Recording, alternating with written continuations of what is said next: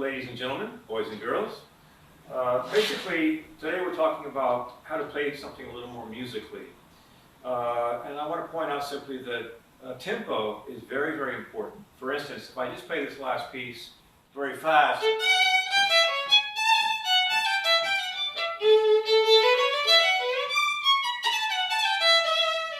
I'll play it a little bit better, but it's still fast.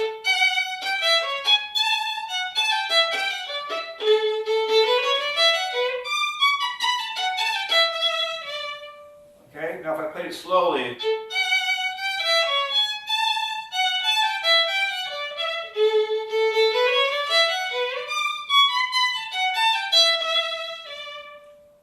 now the performer may ask themselves, am I going to play this sort of in a charming way, or a very virtuoso, fast, exciting way with showing lots of technique?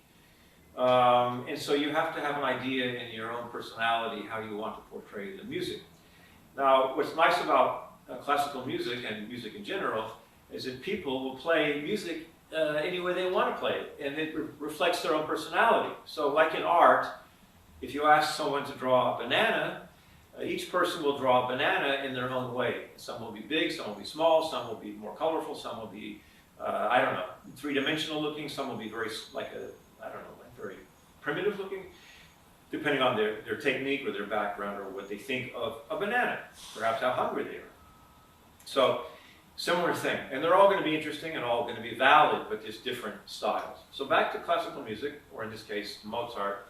This tempo, the first few notes can be played like this. Or it can be more legato. Now, legato means you connect the notes and you don't bounce around so much. So it can be, this is legato.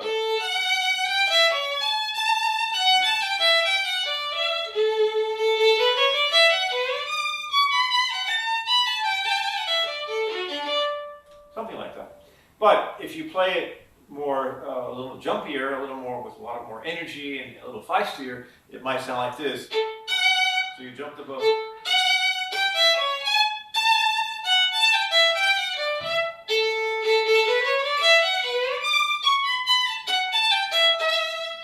That kind of thing. Now, we also can use different fingerings. If I play open A string, it has one kind of tone quality. But if I played over here on the D string, with the second finger, I can put some vibrato on it. Now I start lowering the bow down near the frog, less bow. If I start up here, I might be using more bow, which might get in the way, so I'll start down near the frog and just plant the first note.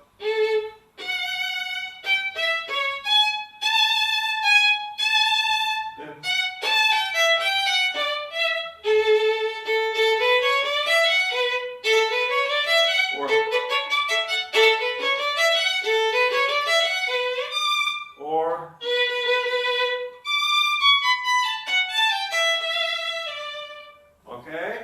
those are examples of how you can play on the violin different things. And then, of course, vibrato. You might do a slow vibrato.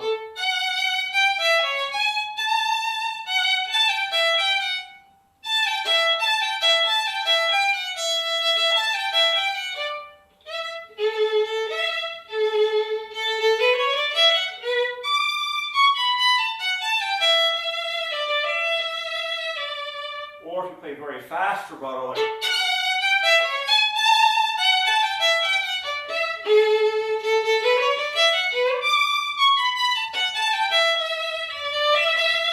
see how fast that is?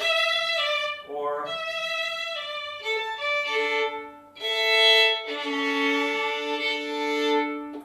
just before shooting today, I broke a D string, so I placed my old D string back on the violin and it's stretching out, so it's not staying in tune. Also, my hands were very cold. I just got in out of the cold today, and that can also affect how comfortable you are. But tempo is very important. Now, my hands are warming up a little bit.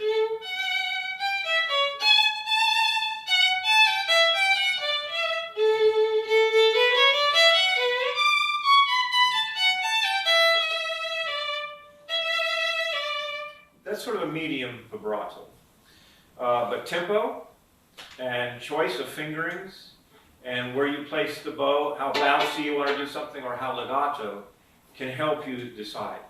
Overall, the very beginning question was maybe what you have in mind. Do you want that particular sound to be charming, or elegant, or exciting, virtuoso? So that reflects a little bit your desire and interpretation of the music. And that's important when you begin a piece of music, that you understand sort of what color tone you want to achieve.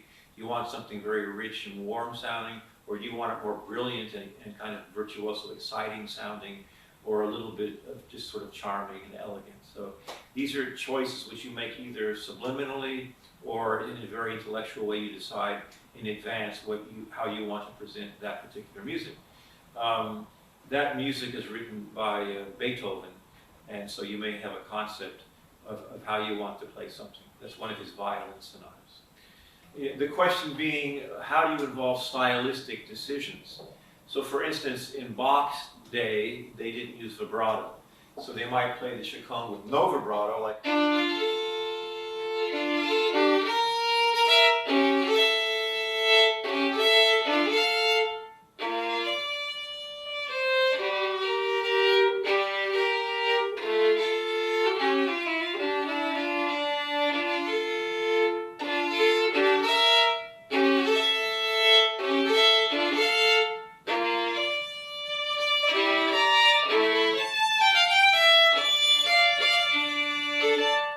It should be played in tune, no matter what vibrato you use.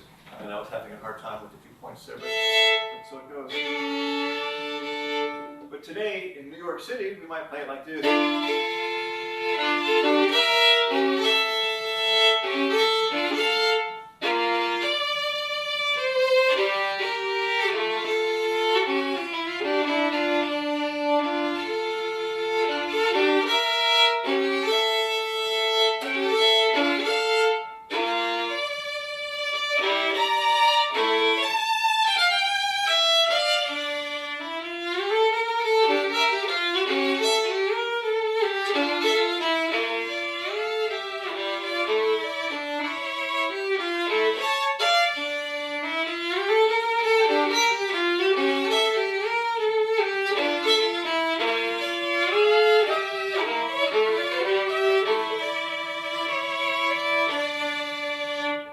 Well, something like that.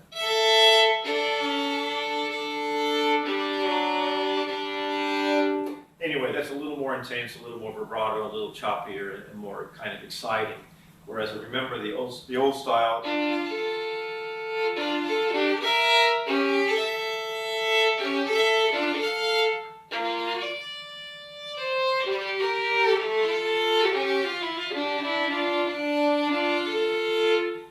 That might be stylistically more correct. And that's a big question. Does one put their own personality into the music and play it the way they feel like it, representing their own character? Or does one spend energy and attention and focus and concentration on playing it stylistically the way Bach would have had it performed, very likely in the late 17th century, etc. So that's up to the personal choice. Again, like I say, if you ask 5 people to draw a banana, you'll have 5 different bananas. In this case, there was a certain tradition of playing music in the churches without a lot of virtuosity. And basically, when people like Paganini came along and Franz Liszt and the performers became superstars, they began adding a lot more technique and virtuoso playing with vibrato and all kinds of projection, personal expression, different kinds of locations and what's appropriate for the occasion. Again, if you're playing for a funeral, or you're playing for a wedding, or you're playing for a big concert hall, you'll choose the music and the interpretation and how you do things a little bit differently. But anyway, I hope that makes sense to you. I hope you enjoy the show. I guess you're coming back for more, so you're curious about this show and what we're doing. So we're going to play some different things for you in the future and try to expand the subjects. And so continue with the questions coming, because I love to answer questions, especially from people that love music. And so it's been a pleasure to be with you today. And I wish you all the best. And spring is coming soon, we hope. So all the best to you all. Thanks for watching the show. Enjoy your music. Don't forget to practice.